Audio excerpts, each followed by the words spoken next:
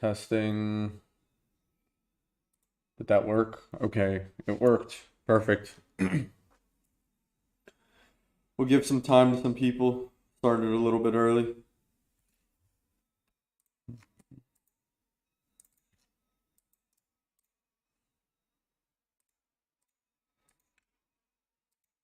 Okay, mic is working indeed.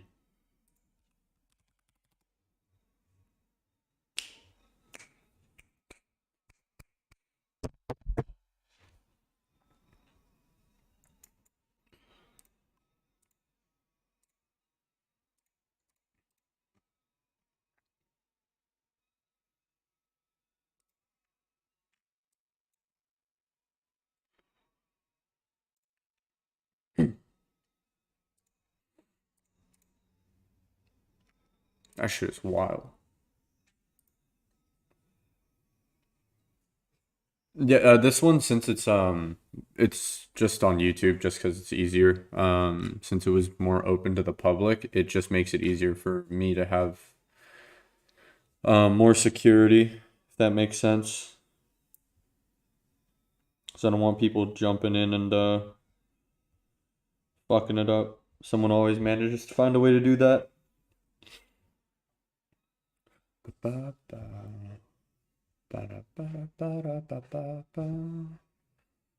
We'll start at 5. Give some more time to people to join up.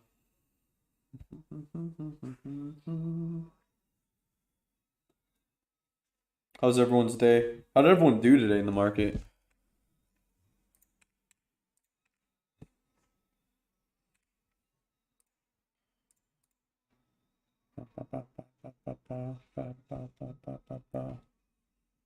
Let's fucking go, baby. We'll work from home today, or class from home at least.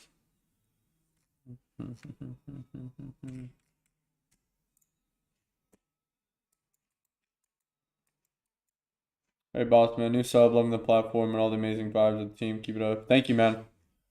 Thank you for the support. Try our best. Almost stroked out with the last minute of SPX rip and dips. Oh yeah, I forgot we were on Gio and I were on stream, or in Discord at least. Battle the Titans. He kept waiting for this level to break. On SPX, I think it was the 15. And then I just kept longing it. I was just scalping though, so I didn't really care for the downside move. Yeah, today was like an absolute fucking, like, I thought today was pretty damn easy, personally. I thought today was very, very easy.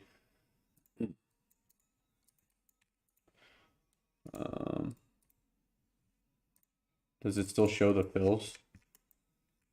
Damn, it doesn't. This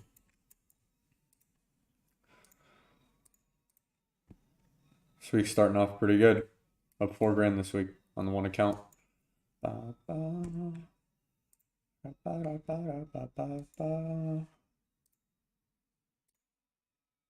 right, class, 5 o'clock. So, what are we going to go over today? I kind of want to go over like the very basics of today, and what kind of happened. So let's clear everything. Let's go to the GAG section today. So if we just go all the way to the beginning of the day, what's today's date? The 11th? Okay. 9:41. Time is 8:33. Great, 126%. Awesome. Negative gamma, easier to read.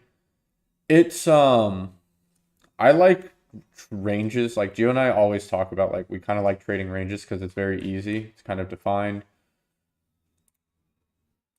Okay, so let's do this and that. So at the morning, at the open, right?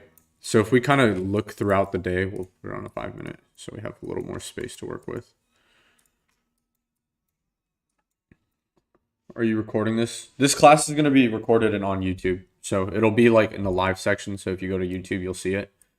I'll label the date and But yeah, so looking at this, the first thing I notice, obviously 5100, right? That's the biggest. So that's the AOI, neg X, right? How do I? Sorry, do this. 5100 negative Gex, and you always hear us kind of talk about like, what are your thoughts on the data showing tomorrow? I'll go over that. I'll go over a an outlook video or an expectation video for tomorrow, or not video, but section after talking about today. So today, what was the key thing? I want to see when I entered NQES. So we took shorts 633, right? Basically at the freaking open of today. Took ES shorts 633.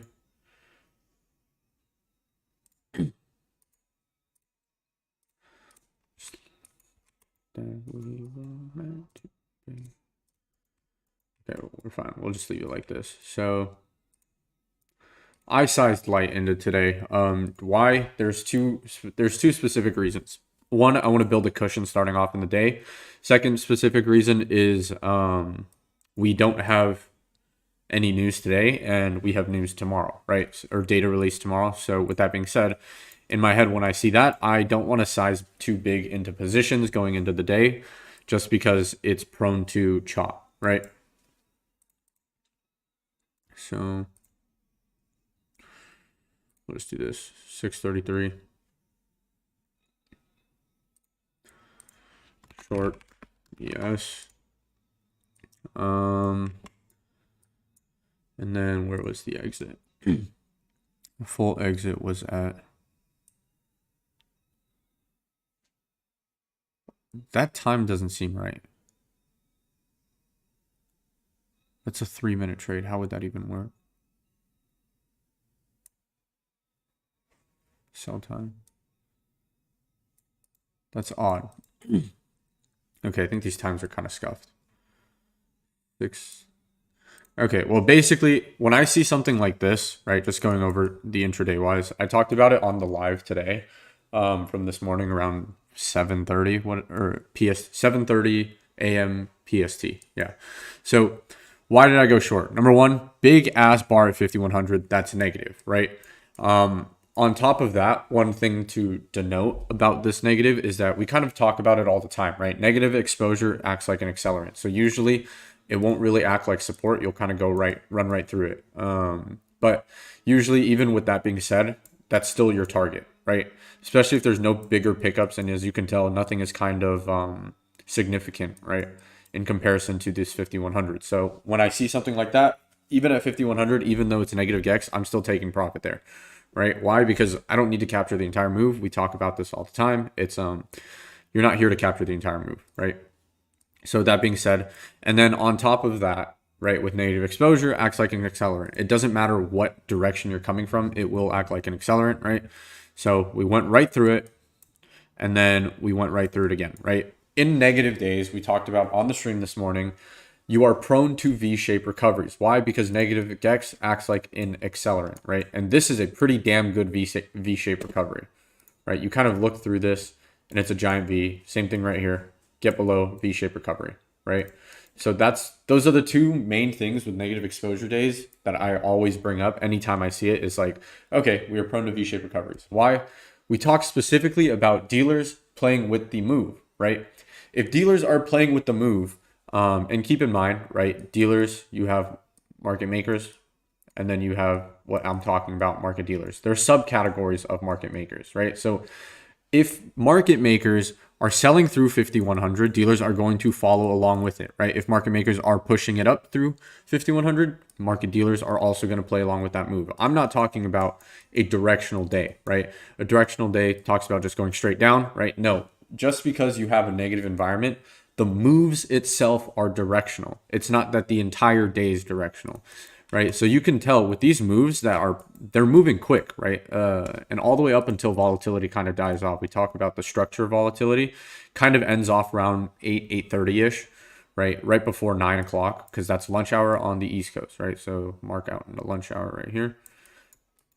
Right, so as you can tell, right when we hit lunch, these moves kind of get slower. They get much slower, and they're not as clean, right? Versus in comparison to this pre-lunch hour move, right? You get big move down, you get directional move up, you get a directional move up, right? I hope that kind of makes sense because I know this class is open to the public. So most of you guys know how I utilize exposure. So it's right. Negative exposure will always act like a negative exposure will always act like an accelerant. However, with positive exposure, right, that will be support and resistance. Why? Because positive exposure leads to dealers playing against the move, right? Whatever move is happening, dealers will play against, but it's vice versa for a negative exposure environment. Does that kind of make sense to everyone? Why I always bring up those V-shaped recoveries during the day? Anytime we've been on stream in the morning with negative exposure environments.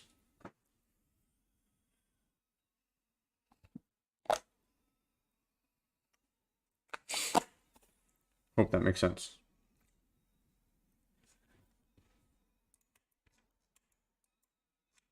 So if we go throughout the day, one thing that I want to point out and look through is when 5100 kind of fell off, right? Because that is super important. If you look at 5100, it's all throughout the entire day. It's very evident that that's the level that's going to be key, right? Or as we call it, the area of interest. So scrolling through all the data, screenshots, excuse me, looking for when 5100 kind of drops off. -3, it started off. Okay, that's fine. And I always talk about this where it's like, if you see something kind of disappear, then you'll get an understanding of like, okay, maybe we're not going to go back down or we're not going to return down to that level again. Still scrolling, still looking for when 5100 kind of disappears.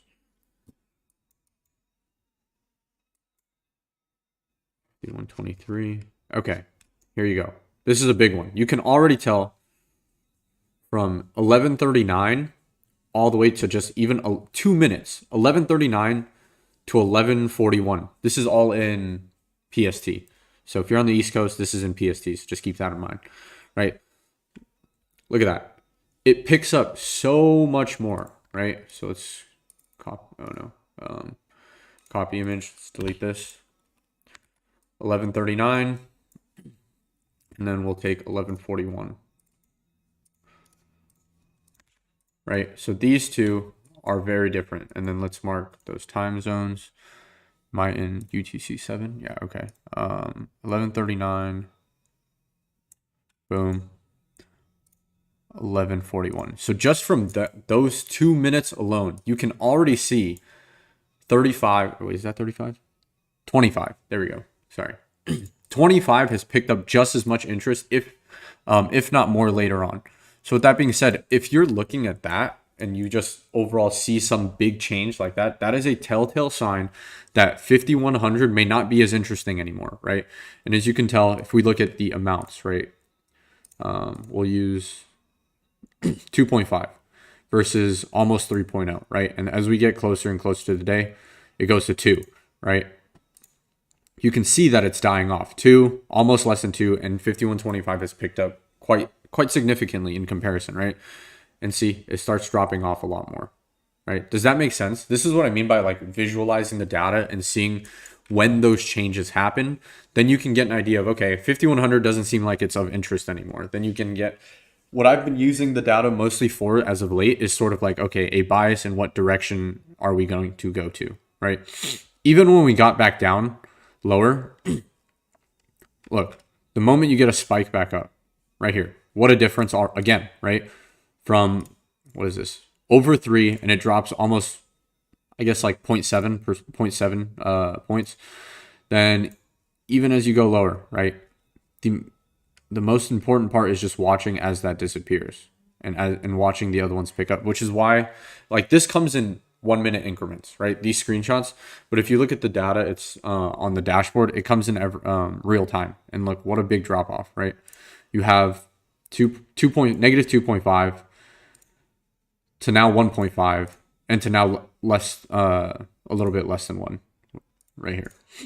Right. This is in a span of what? Less than 5 minutes from 12:41 to 12:45. Less than 5 minutes, you get such a change, a big change. Building DEX levels change into platform as the window is really helpful. Hard to spot otherwise. I mean, I think I can see how it's easier, but I'm so used to looking at the dashboard and kind of already realizing the one thing that we've always wanted to do is get some sort of historical data. I was planning on shorting 51.25, so I always changed to 51.25 temporarily, decided to stay out.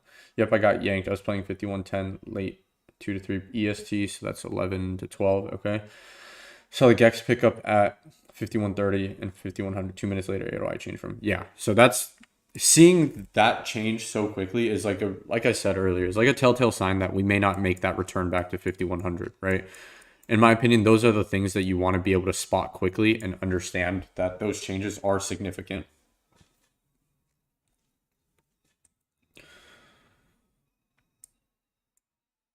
My music isn't playing right. Yeah, okay. But does that kind of give you a gauge of how to visualize the data intraday where it's like you see the changes happening? Yeah, there's a lot of things that we want to build. Like, trust me when I say that. Like, I don't build it. I don't build it. But I know Gio's always thinking of ideas on how to improve the dashboard, and Mitchell's always building those things, right? Yeah, let me move this back. All right. Questions. Hit me with questions, because I'm hosting this class every single day, and it's open to the public. So for those who are new, it's like this is the time to ask questions. On top of that, like for those who've been here all this time, ask questions too. So you don't need to be constantly looking at the screen, but would know what to look for. Know to look why changes, when changes happen. Yeah. Remember, I've looked at the dashboard. I've spent so many years looking at like trading in general. I'm like LeBron with the damn tape, right? I can remember a lot of these things when I'm like in the back of my head or in the back of my mind without even realizing that I'm remembering it. So that just takes time.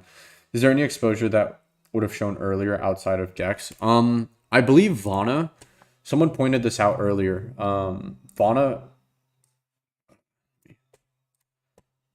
Vana started to creep up. Vana flip, that is. Let's go back and look at Vana. I want to see what the flip was in the beginning of the day. 9, 8, 7, 6, 635. Okay.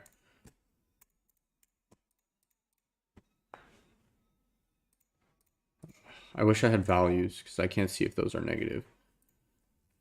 But as of right now, you can kind of tell Vana flip is, we'll call it 5090 on SPX. Right? 5090 Vana flip. Okay, that would make sense because Vana flip and Gex flip act like support. And then I believe closer towards the end of the day, it started adjusting itself and showing where the flip was at. Might have been Liquidos who's calling it out initially to me, and then I know Gio is waiting for that flip to change because Vana flip started increasing. Okay, 1057 there, right here. Okay, where is it? Where's that drop off? Okay, right here. So at 1052, seems pretty far, but planes and trains and cars, but walking. If trading overnight, would you use next days to go off of? I wouldn't even trade overnight. I don't bother anymore. Is there any other exposure? Personally, just like when I trade overnight, it's more so just based on PA. Okay, right here. Copy image, paste this image, right? So this is right when it happened. You can see that from right here, and then the next one, Gex Vana flip started to creep up, right? This is within a what?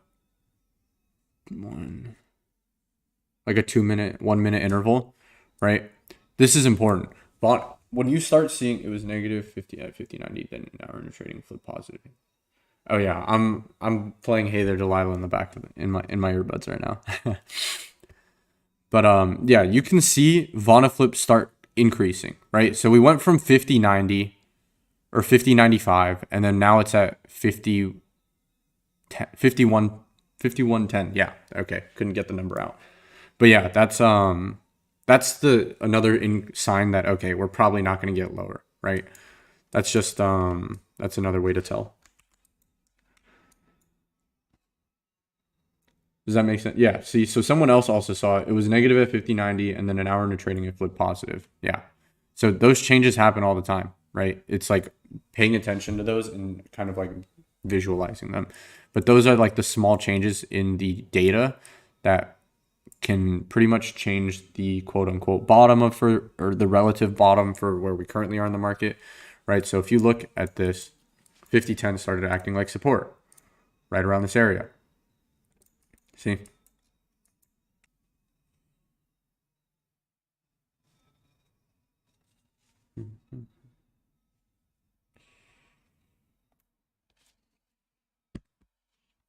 That I hope it kind of helps you guys, right? Kind of seeing those changes in the data, being able to visualize it. Makes sense? Perfect. Those were the two main things from today. 5100 disappearing and Vonaflip creeping up. And then I think even towards the end of the day, at one point, it was 5115. Yeah, see, right here. 51, 5105, 5110, 5115, right? So then 5115 started to act like support. See? Yeah, no problem. But yeah, you guys see what I mean? Like this Vonaflip started to, as it creeped up, market started utilizing it as support, right? After this moment, it went from 51.90 or whatever to 51.10. Then at 11:30-ish or whenever it changed, it started utilizing that Vonaflip again as it was creeping up as support.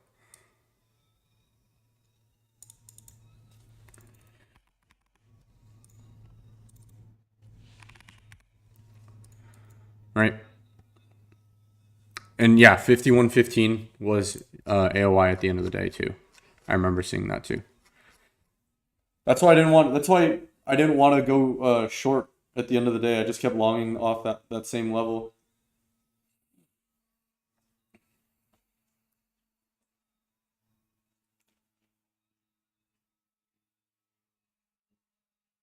Usually if it's like the last bar at the end of the day, that's usually like the pinning or like the level where you end up at. Would dealer orders show anything? Gio was talking about at EOD, but I didn't get it. Have to be a little more specific about that. I didn't really remember. Gio and I trade very, very differently. He uses like the overall amounts in like I think he was basing it off Charms saying that it was very weak DDOI. If I remember correctly, DDOI had 5120. Yeah, kind of like a put drop off later on. Right? Peaked at 5120.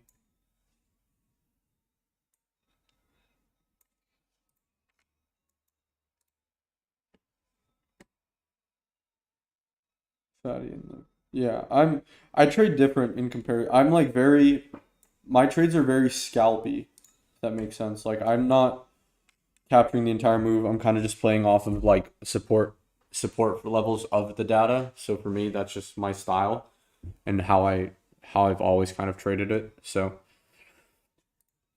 and that's what I teach. I'm not going to teach anything else other than how I utilize it. So I don't want to give like information that can be kind of skewed in that sense where it's like I say it all the time, right? I don't want to teach information that can be off, so I just teach what I use. Now, would you say support levels were today for the two biggest Gex bars?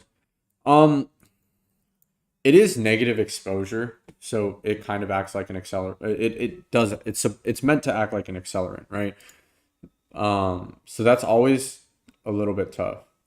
Yeah, 20% in 1 to 2 candles, I'm always out. Like even on NQ, if you were on VC, I was literally scalping NQ at the end of the day at this level over and over again. Right? Literally just here and then this.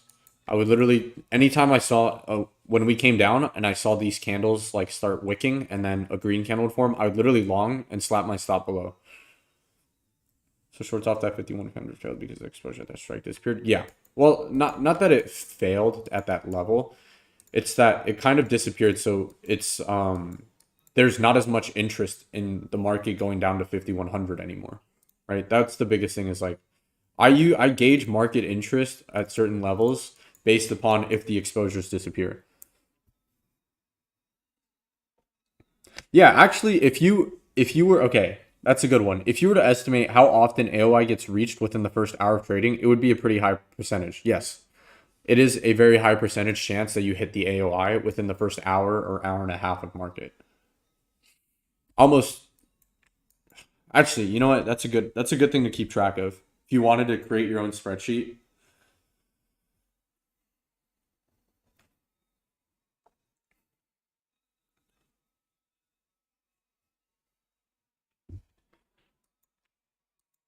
I mean, you look at all the AOI levels today, right? Or all the big exposure levels. They all got treated very, very well. And you have the defined range for the day 5100, 5125. Remember, I target 5100. I usually don't hold for anything more under a negative GEX exposure bar, especially if there's no pickup below it.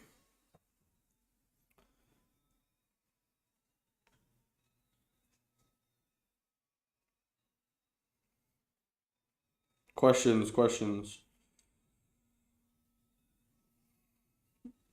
I want to keep the classes this week within like 30 minutes, so it's more easily viewable going back.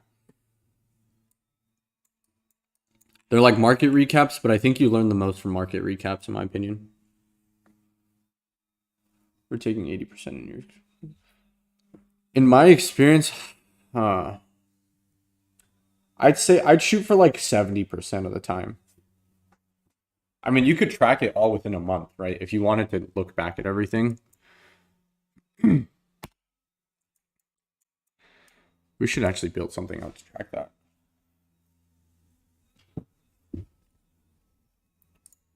I'm actually... Can we build something?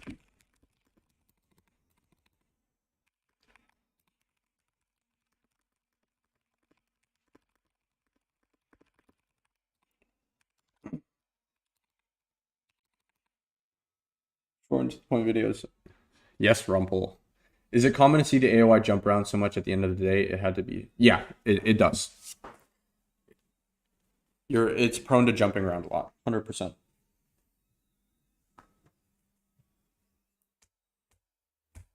You could just go watch.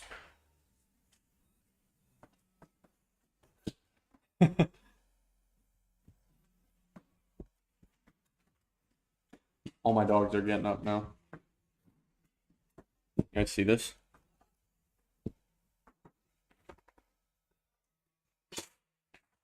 He's acting a fool right now.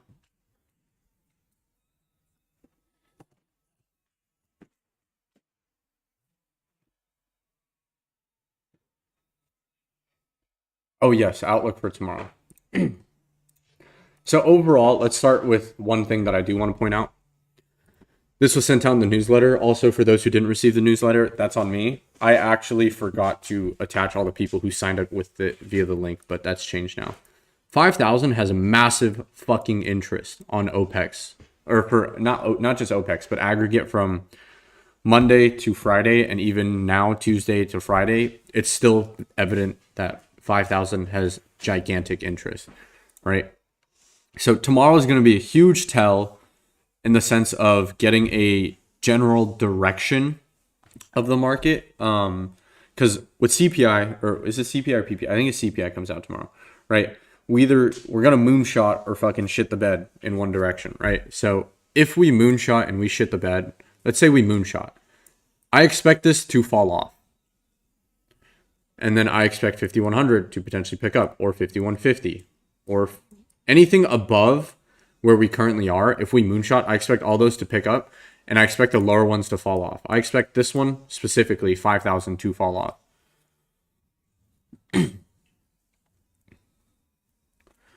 Right.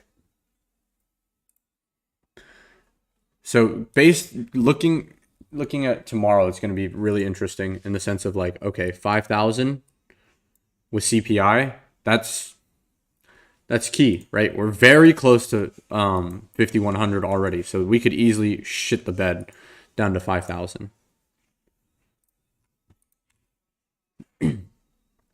Right? And plus we have this fat fucking gap to fill.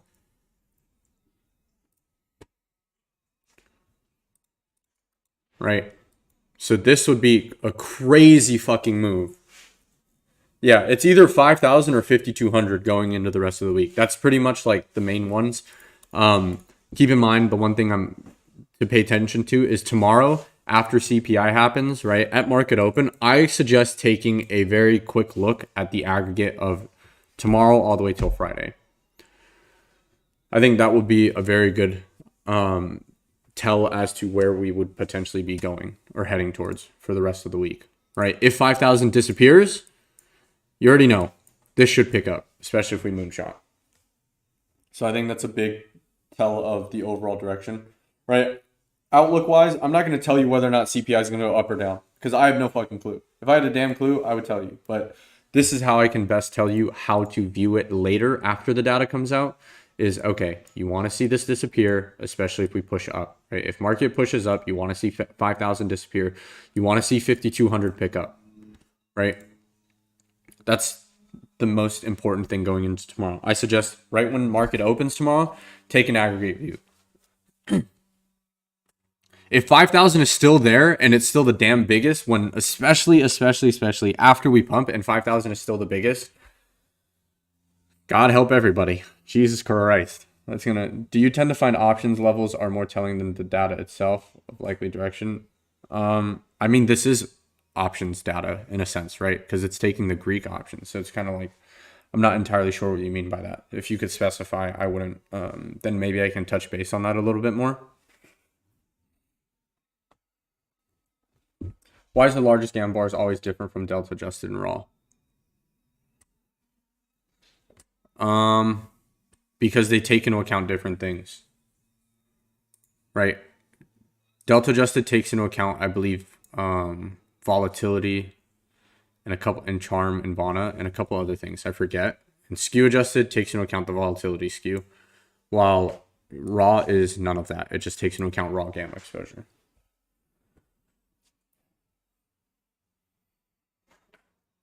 I hope this, I mean, it doesn't matter so much what CPI data does, more what levels market position. Yeah, that would make, yeah, I mean, that's what I kind of base the exposures off of lately is like, okay, this is how I get my general market direction, right? If it's showing this, if it was 5,200, I'd be long biased the entire time. Yeah, CPI data, okay, we always talk about it. News is just a catalyst to a predetermined move. That's kind of what we talk about. That's what we've always said. What are your thoughts on QQQ 410 and 415 building up in June? Dude, that's too far out for me. I take everything day by day. Right, we're day traders. Or I'm a day trader. I'm not a swing trader. Every time I've tried to get in a swing trade and get my shit clapped.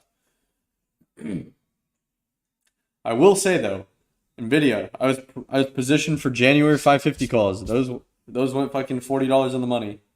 Is the adjusted more hedged level or the large Gex bars?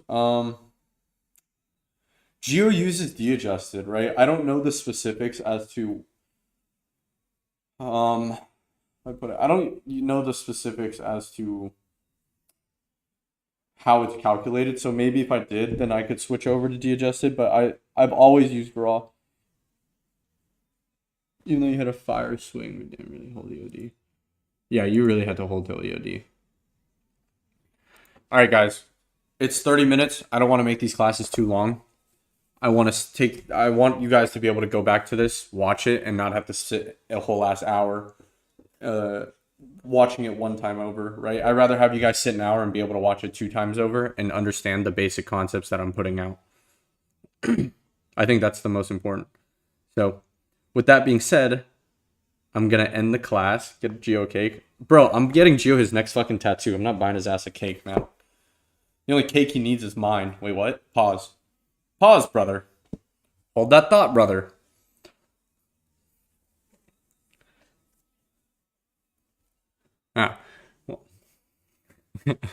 That's a clip, brother. Yeah, I know. $40 in the money was gross.